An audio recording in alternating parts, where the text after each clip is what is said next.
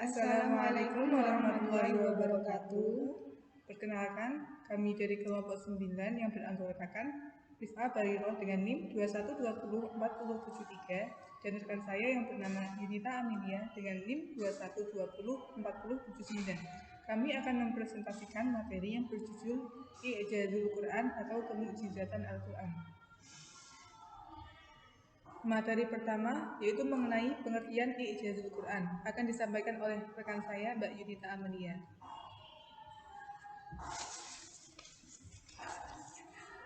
Berarti bukti kemudian.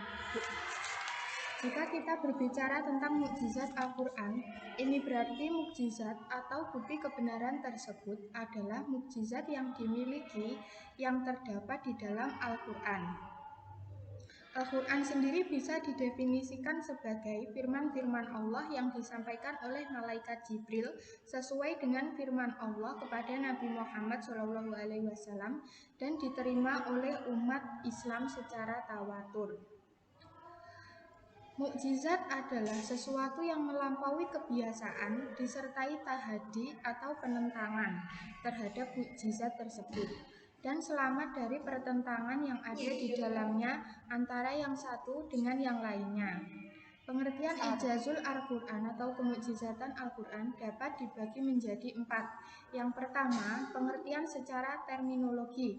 Secara terminologi, i'jaz semakna dengan mukjizat yang mempunyai arti adalah sesuatu atau peristiwa yang sangat luar biasa yang disertai tantangan dan tidak tertandingi yang diberikan oleh Allah Subhanahu wa taala kepada Rasulnya sebagai bukti kebenaran risalah.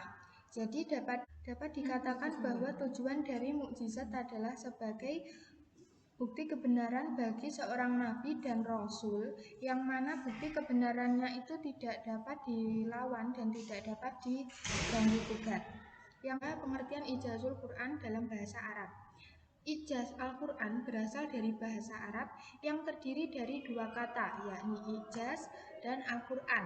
Secara bahasa, i'jaz berasal dari kata ajaza yang terdiri dari 3 huruf dan mempunyai arti lemah. Maka orang-orang yang mengatakan bahwa orang lain tidak mampu menemukan atau menandingi fulan. Kata i'jaz sendiri merupakan berasal dari kata mukjiz dan mukjizat.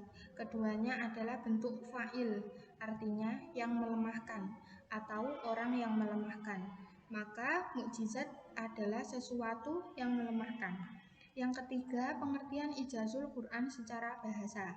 I'jaz menurut bahasa artinya melemahkan, sedangkan mukjizat artinya sesuatu yang luar biasa, yang ajaib atau yang menakjubkan. Menurut istilah, mukjizat adalah sesuatu yang bernilai sangat tinggi dan bisa mengungguli seluruh masalah yang berkembang.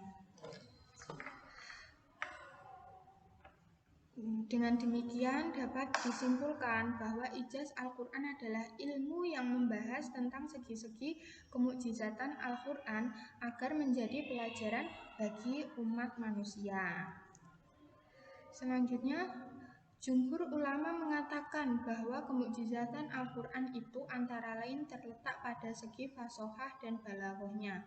Fasohah berarti susunan dan balaghah berarti gaya bahasa, serta isi Al-Quran yang tiada bandingannya.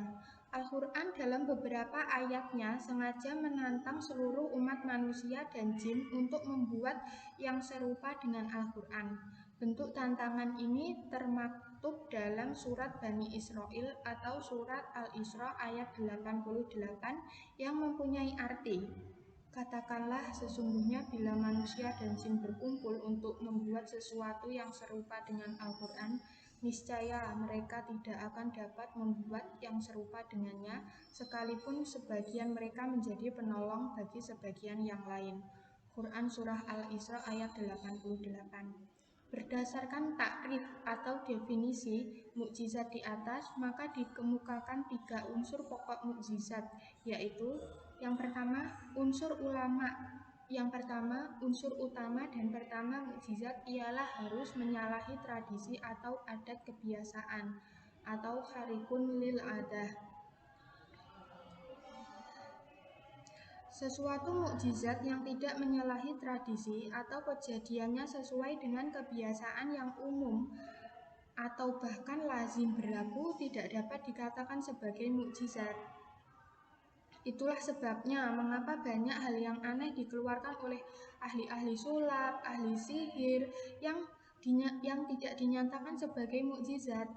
Mengingat pada dasarnya tidak menyalahi kebiasaan karena dia tidak bersungguh-sungguh, dan banyak orang lain yang bisa melakukan hal-hal tersebut. Berbeda misalnya dengan kemampuan Nabi Isa yang menghidupkan orang mati yang tidak pernah bisa dilakukan oleh siapapun, maka hal tersebut bisa dikatakan sebagai mukjizat. Yang kedua, mukjizat harus dibarengi dengan perlawanan. Untuk membuktikan bahwa itu mukjizat, harus ada upaya konkret lebih dulu dari pihak lain atau lawan untuk menandingi mukjizat itu sendiri. Dan pihak yang menandingi itu harus sepadan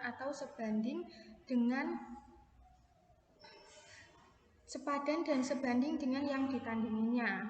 Jika pihak yang menandingi atau melawan tidak sebanding dengan kelasnya, maka itu tidak bisa dikatakan sebagai mukjizat. Yang ketiga, mukjizat itu tidak terkalahkan. Setelah dilakukan perlawanan terhadap lawannya, ternyata tidak terkalahkan untuk selama-lamanya, maka hal itu dapat dikatakan sebagai mukjizat. Pendapat ulama mengenai ijazul Al-Quran.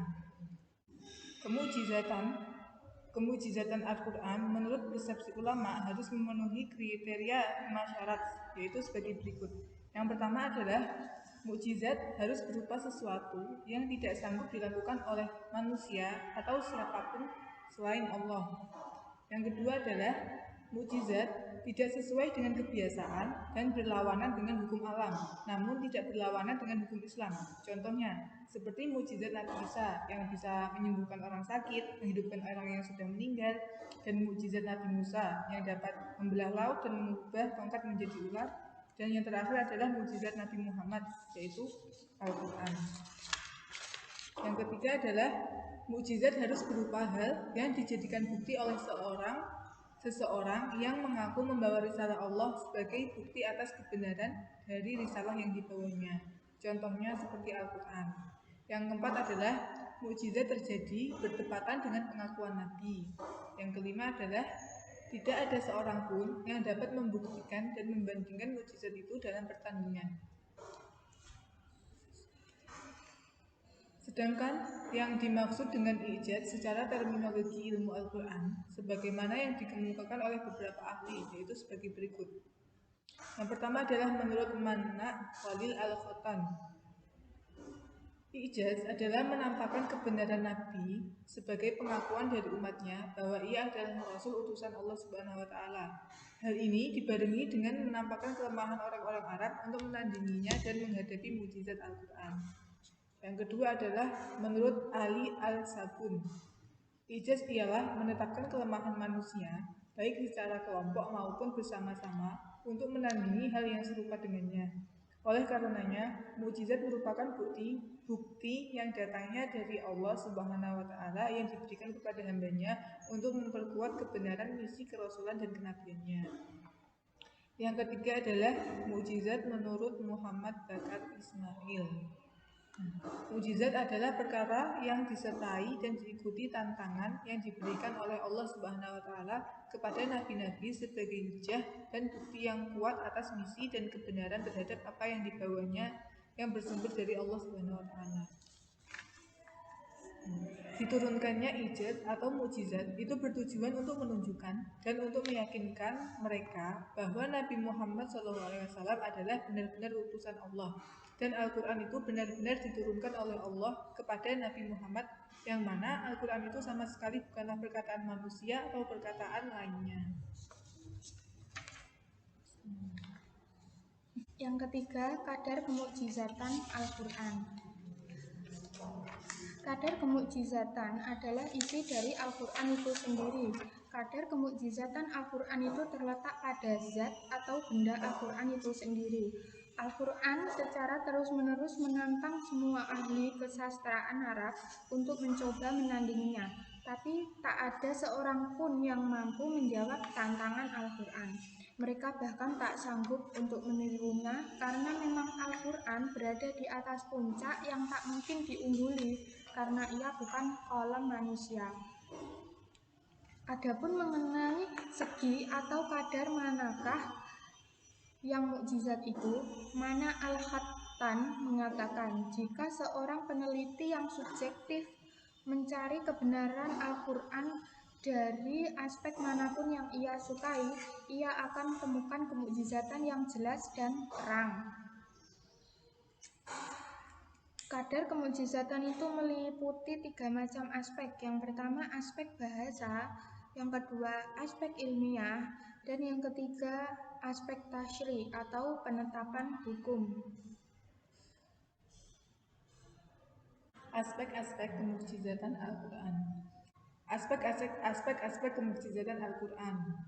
Menurut Profesor Dr. S. Aqil Al-Munawi, mukjizat dapat dibagi menjadi 2 bagian, yaitu yang pertama adalah mukjizat hissi dan yang kedua adalah mukjizat maknawi.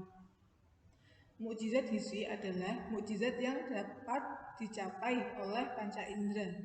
Mukjizat ini sengaja ditunjukkan atau diperlihatkan pada manusia biasa, yakni mereka yang tidak bisa menggunakan kecerdasan pikirannya dan yang tidak cakap pandangan hatinya dan yang rendah budi dan perasaannya.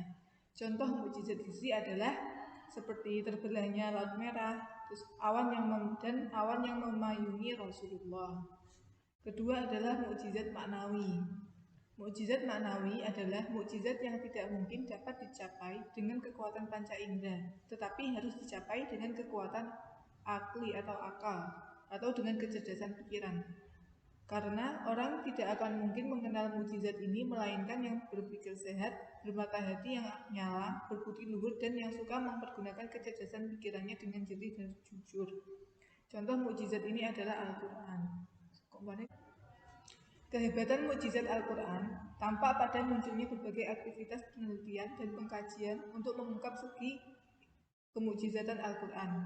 Ada beberapa komentar ulama mengenai i'jaz Al-Quran dan memiliki titik penekanan yang berbeda antara satu dengan yang lainnya. Syekh Mana Khalil Al-Qattan dalam kitabnya Mahathir Ulumul Quran mengemukakan 3 aspek i'jaz Al-Quran, yaitu yang pertama adalah kemukjizatan Al-Quran dari segi bahasa. Yang kedua adalah kemukjizatan Al-Quran dari segi ilmiah, dan yang ketiga adalah kemukjizatan Al-Quran dari segi syariat atau tasyri'. Yang pertama tadi adalah kemukjizatan Al-Quran dari segi bahasa.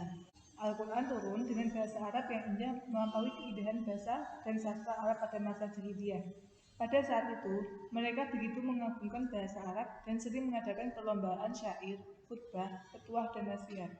Syair-syair yang dinilai indah akan digantung di Ka'bah sebagai penghormatan kepada pengubahnya sekaligus agar dinikmati masyarakat. Nah, ketika Al-Quran turun dengan keindahan bahasanya yang mengandung kefasihan, kesempurnaan penyampaian atau bayan, dan keserasian kata dan kelancaran logika, maka bangsa Arab tertegun akan kemukjizatan Al-Quran tersebut.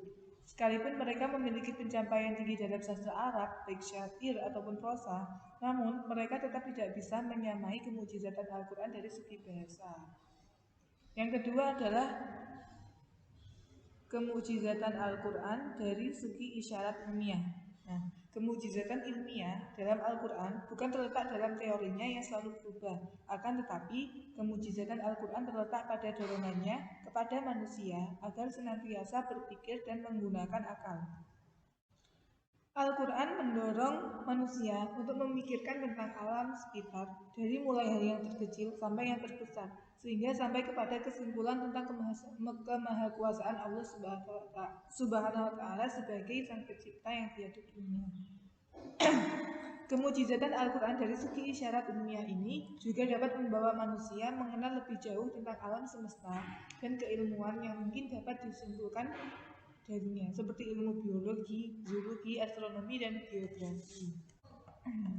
Ustadz Afif Tobaroh yang mengklarifikasi tentang pembuktian ilmiah yang dinukilkan dari kitabnya Ruh al-Din al-Islamiyah mengenai teori ilmiah Al-Quran, yaitu yang pertama adalah kesatuan alam. Teori ilmu pengetahuan modern telah membuktikan bahwa bumi adalah salah satu dari kumpulan planet yang telah memisah darinya dan membeku sehingga cocok untuk dihuni manusia.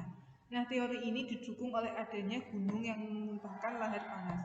Teori ini seperti yang terdapat dalam surat Al-Anbiya ayat 30. Yang kedua adalah terjadinya perkawinan dalam tiap-tiap benda. Ilmu pengetahuan modern menetapkan bahwa perkawinan akan terjadi pula pada tumbuh-tumbuhan dan benda-benda mati. Demikian juga pada tiap-tiap benda terdapat perkawinan, bahkan sampai listrik sekalipun berpasangan min dan plus, dan seterusnya. Firman Allah, hal ini sesuai dengan firman Allah dalam surat Al-Zariyat ayat 49.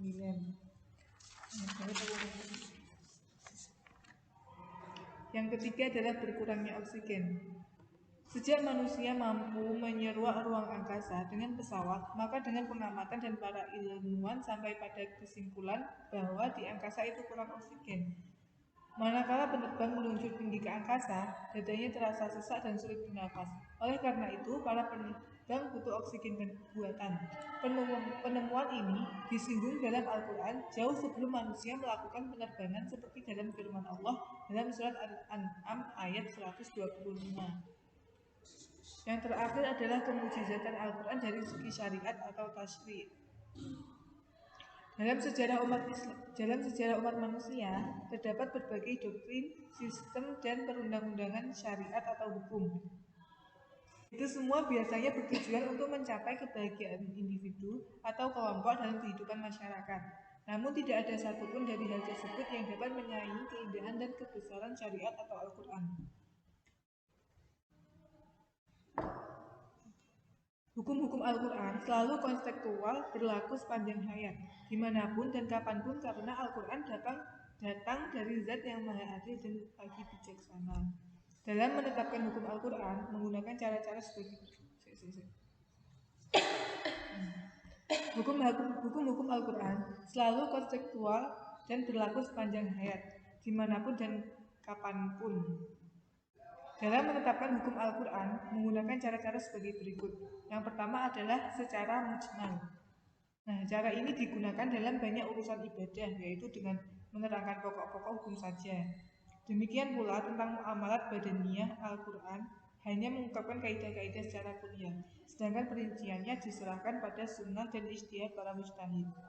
Yang kedua adalah hukum yang agak jelas dan terperinci. Misalnya hukum jihad, undang-undang perang dan hubungan umat Islam dengan umat lain, hukum tawanan dan rampasan perang. Yang ketiga adalah hukum yang jelas dan terperinci. Di antara hukum-hukum ini adalah tentang makanan yang halal dan haram. Contoh seperti dalam Quran surat An-Nisa ayat 29. Yang artinya, wahai orang-orang yang beriman, janganlah kamu saling memakan harta sesamamu dengan jalan yang batil atau tidak benar, kecuali dalam perdagangan yang berlaku atas dasar suka sama suka di antara kamu. Dan janganlah kamu membunuh dirimu, sungguh Allah Maha Penyayang kepadamu. Quran mengenai tentang sumpah, seperti yang terdapat dalam Quran surat An-Nahl ayat 94. Kemudian tentang perintah memelihara kehormatan wanita yang terdapat dalam Quran surat Al-Ahzab ayat 59 dan lain sebagainya.